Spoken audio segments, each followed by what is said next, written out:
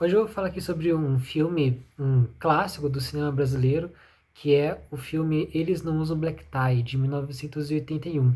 Esse filme começou um novo movimento no cinema brasileiro, né, o cinema moderno brasileiro, no qual teve um valor um pouco maior investido em produções, né, no final ali da ditadura militar, que teve um apagamento muito grande da arte no Brasil, e que o cinema brasileiro voltou a ganhar uma relevância ali nos anos 80, 90 e 2000 principalmente.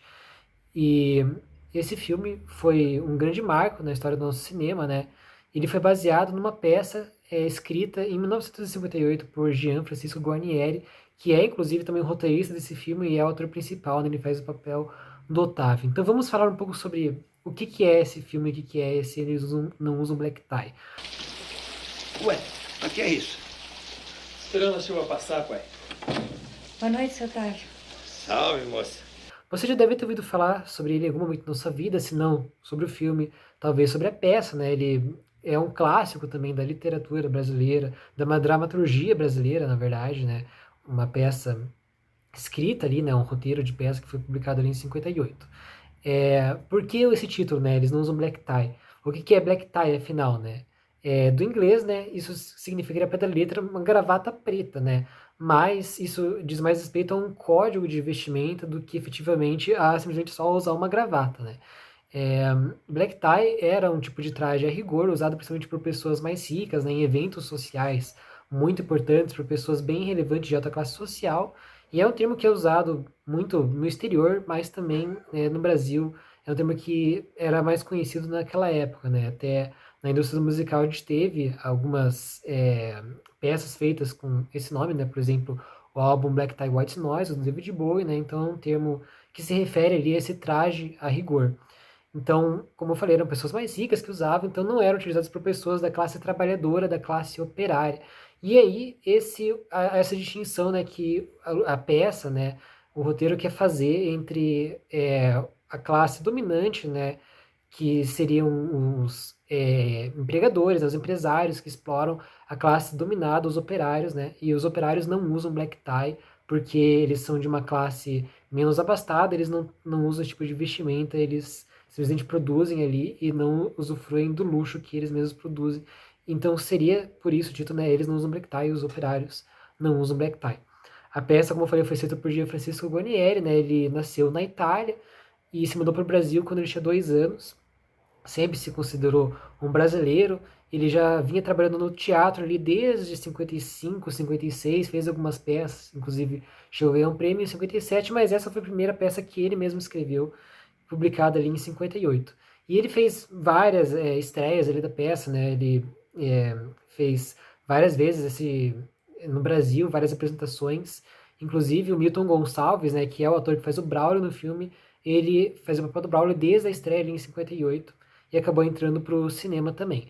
O Jean Francisco Guarnieri acabou ganhando relevância ali no cinema no início dos anos 60 e decidiu ali em 79 produzir uma versão cinematográfica da peça dele, do Eles Não Usam Black Tie. Então foram feitas audições ali, né? Boa parte dos atores já eram ali é, que vinham diretamente da peça, outros atores foram pegos de novelas, né? Como foi o caso do Tião e da Maria, mas a Fernanda Montenegro, né? Inicialmente não era planejada para ser o papel ali da esposa do Otávio, ela acabou entrando depois porque, né, a Fernanda Montenegro tem um carisma excepcional quando ela leu as falas da Romana ali na audição, perceberam que ela tinha um carisma muito acima de todo mundo ali e que ela era nata pro papel. Então, foi um grande acerto do filme aí, eles contratarem ela para fazer o papel da Romana. Acho bom cada um ir pra sua cama. Amanhã a gente conversa. Não é nada contigo não, viu, Maria? É que esses dois são de amargar. Então, ali o filme levou cerca de 2 anos para ser produzido, lançou ali em 81, nos últimos anos da ditadura militar ali, com umas críticas bem severas, inclusive ao regime militar. E quem roteirizou o filme foi o próprio Gian Francisco Guarnieri, né? E daí foi ele também que fez o papel principal ali do Otávio, o Greveiro, né? Então, vamos falar um pouco sobre esse filme. Já devo dizer aqui, né, que eu recomendo, sim, que assistam esse filme. O vídeo contém spoilers, então se você não assistiu, assista antes de ver o vídeo. E por mais, assim, né, vamos colocar aqui as cartas na mesa, né? É um filme com uma produção de um valor relativamente baixo.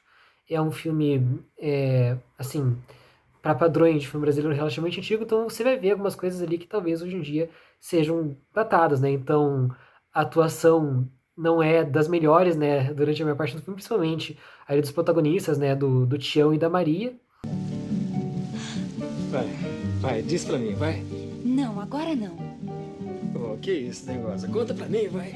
Agora não. Pronto. Tá bom. Ah, tá bom. Ver algumas falhas ali de produção efetivamente, tipo a cena que a chuva cai de lado, né? Cai da calçada a chuva.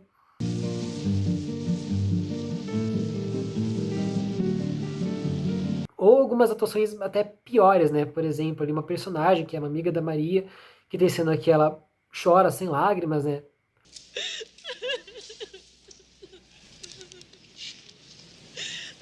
Ou seja, nem pra colocar ali uma água no osso dela, ou pra colocar alguma coisa que fizesse os olhos dela arderem, tipo um sabão ali. Não precisava, né? Ou essa mesma atriz, né? Sendo que ela é, não decorou fala, então ela lê o roteiro, assim, ela não aparece, só aparece a voz dela. E só agora é que você veio me falar? Pois é. Mandaram avisar a senhora. Mas onde é que ele está? Não precisa ficar aflita, não, dona. Tem advogado cuidando. O pessoal organizou direitinho. Ele sai logo, logo. Mas enfim, se você desconsiderar essas coisas, se você descontar esse tipo de situação, o filme é muito bom mesmo, né? Não tem falas ruins ali, efetivamente não tem. E o filme é muito bem dirigido, muito bem produzido, então, tirando um defeito ou outro ali, uma falha de continuidade, é, o filme é muito bem feito. O que me incomoda mesmo é a má atuação de vários ali, dos personagens, mas se você for assistir, já vá com isso na cabeça. E apesar de ter personagens tudo que eu tomar, o Jean Francisco Guarnieri é um ator incrível ali, a Fernanda Montenegro também, né, o Milton Gonçalves também, e as melhores cenas pra mim são as que envolvem a Fernanda Montenegro e o Jean Francisco Guarnieri. Você vê ali, por exemplo, a cena final ali, no qual eles não falam uma palavra, né, ela tá separando feijão, os dois choram ali, sem uma fala eles conseguem comunicar muita coisa ali.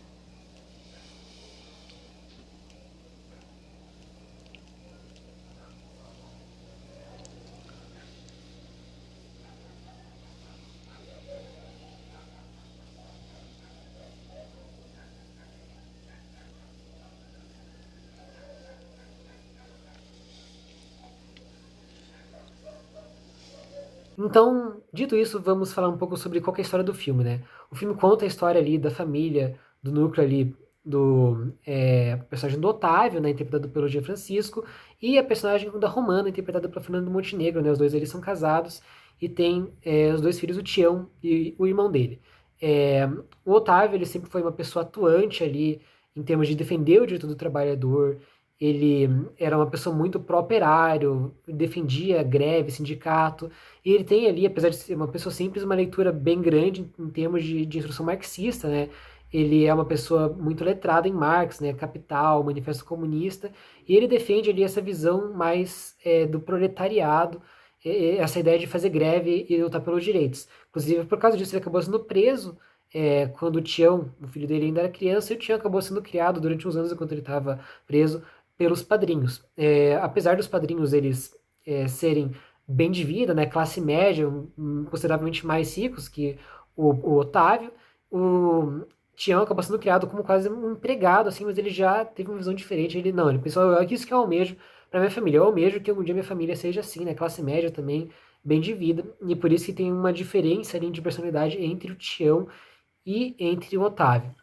E essa diferença fica mais evidente ali no ponto do filme, no qual o Tião, ele descobre que a namorada dele, a Maria, tá grávida, né? Então eles combinam ali de casar, né, antes do filho nascer, E nessa mesma época aí, o Otávio está planejando uma greve geral dos operários da indústria, né? A família toda ali trabalha no mesmo lugar, né? Tanto o Tião, quanto a Maria, quanto o Otávio trabalham na mesma fábrica. E aí, enquanto o Otávio quer essa energia, né, de todo mundo entrar em greve para ninguém trabalhar e exigir o aumento dos salários, né? O Tião não. O Tião ele pensa, não, a minha futura esposa tá grávida, tem um filho que tá para vir, eu não vou entrar nessa greve, eu vou furar, inclusive tem um texto, né, que ele diz, se a greve é a função de exercer um direito do empregado, eu posso abrir mão desse direito. E aí ele quer mais se aproximar do empregador, né? Ele até faz uma falsa delação ali para acabar demitindo um outro funcionário e ele quer ficar mais nessa perspectiva segura, pragmática, de não, eu quero aqui conseguir ficar, não ser demitido e não prejudicar o sustento da minha família, já que meu pai pode ser preso de novo, meu pai pode ser demitido, eu não vou correr esse risco aqui. E aí começa o conflito, né? Vai estourar a greve ali, você vê o Otávio pegando megafone, mandando todo mundo ficar fora da greve, ele vê o próprio filho ali furando a greve, entrando e falando, não, não tenho medo ainda, entra todo mundo aí, né, ainda fazendo tipo um comício de fura-greve. E aí que é instalado o conflito na família, né, no qual esse valor de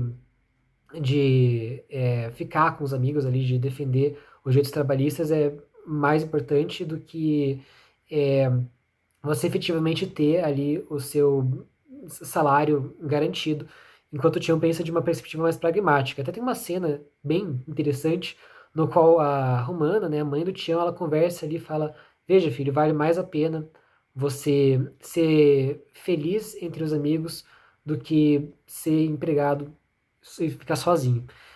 Então aí tem esse conflito bem interessante, né, de uma perspectiva diferente, geracional ali, entre o Tião e o Otávio, né, dessa visão diferente do Tião, e tem até um conflito entre o Tião e a Maria, né, porque a Maria acaba ficando mais do lado do Otávio também, né, ela vai defender a greve, né, o Tião fala, não, veja, não quero que você fique ali com os grevistas, fique em casa, ela, não, não, eu vou defender a greve, né, eu vou ali protestar também, e aí que o Tião meio que fica isolado, fica sozinho em relação aos outros personagens do filme. E o filme mostra uma perspectiva interessante ali da época que se vivia, né? A ditadura militar, muitos dos direitos trabalhistas foram cortados, muitos dos direitos humanos em geral foram cortados, na verdade, né? Então o direito de greve não tinha mais ali durante a ditadura, né? Os grevistas eram presos, movimentos sindicatos, muitos dos líderes sindicalistas foram presos também.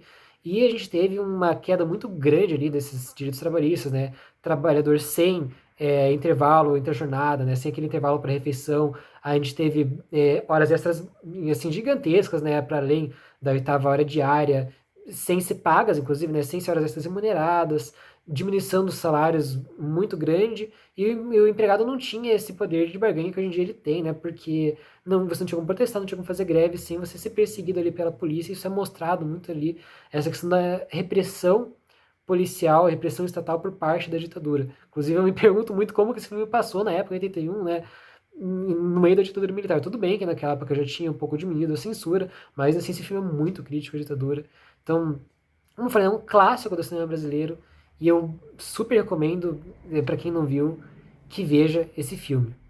Inclusive, achei interessante mencionar aqui para fins, né, de direitos trabalhistas, né, a gente tem a CLT na consolidação das leis trabalhistas, né, na época do governo Getúlio Vargas, muitos desses direitos foram suspensos na época da ditadura militar, muitos deles, né, acabaram também sendo alterados, né, pela reforma trabalhista de 2017, mas a gente tem aqui o direito à greve, né, que ele foi aqui, de certa forma, mais bem estabelecido nessa reforma trabalhista de 2017, no artigo 611-B, né, que a gente tem aqui no inciso 17, né, que nenhuma convenção trabalhista, né, nenhum tipo de acordo coletivo de trabalho pode retirar do trabalhador o direito à greve, né? Então tá escrito assim aqui, né? Vou ler aqui ipsis literis, né? Constitui objeto ilícito, né? Ou seja, não pode, né? De convenção coletiva ou acordo coletivo de trabalho a suspensão ou redução dos seguintes direitos. E aí tá aqui, né? Inciso 17, direito à greve. Então, competindo aos trabalhadores decidir sobre a oportunidade de exercê-lo sobre os interesses que devam, por meio dele, defender. Então, a gente pode usar a greve para defender os direitos que a gente bem entender, né? Ou não usar a greve, como o caso do Tião, né? E aqui a gente tem no inciso 18, no inciso seguinte, definição legal sobre direitos e atividades essenciais e disposições legais sobre atendimento das necessidades inadiáveis, perdão, da comunidade em caso de greve. Então, aí a gente tem essa previsão legal na CLT agora sobre o direito de greve do trabalhador. Então, eu quis dar esse link aí com o direito do trabalho, achei que seria relevante falar. Então, como eu falei, fica essa recomendação, leiam a peça é bem interessante também, vejam o filme é muito bom. Seria bem legal ver um remake desse filme hoje em dia com um orçamento um pouco maior, né? Porque esse que é o complicado também, né? O orçamento brasileiro hoje em dia já tem um orçamento bem limitado, né? Geralmente varia em torno de 800 mil reais versus ali pelo menos uns 50 milhões de dólares, né, nos Estados Unidos por filmes. E na época, imagino que esse daí, do Eles Usam Black Tie, na época, né, se não me engano era cruzados a moeda, ou cruzeiros, mas se fossem reais, talvez tivesse custado uns 100 mil reais para produzir aquele filme, porque infelizmente o profissional do cinema brasileiro é mal remunerado, então a gente acaba tendo essas produções que acabam não conseguindo atingir o potencial que elas poderiam, né, em termos de efeitos, em termos de locação, e aqui no caso até em termos de atuação. Mas hoje em dia, com o cinema brasileiro um pouco melhor desenvolvido, que infelizmente ainda não atingiu o potencial que poderia, né, nesse termos de orçamento, mas hoje em dia acho que seria uma produção mais interessante, assim, de se assistir. Então, fica aqui a minha recomendação, um abraço e até mais.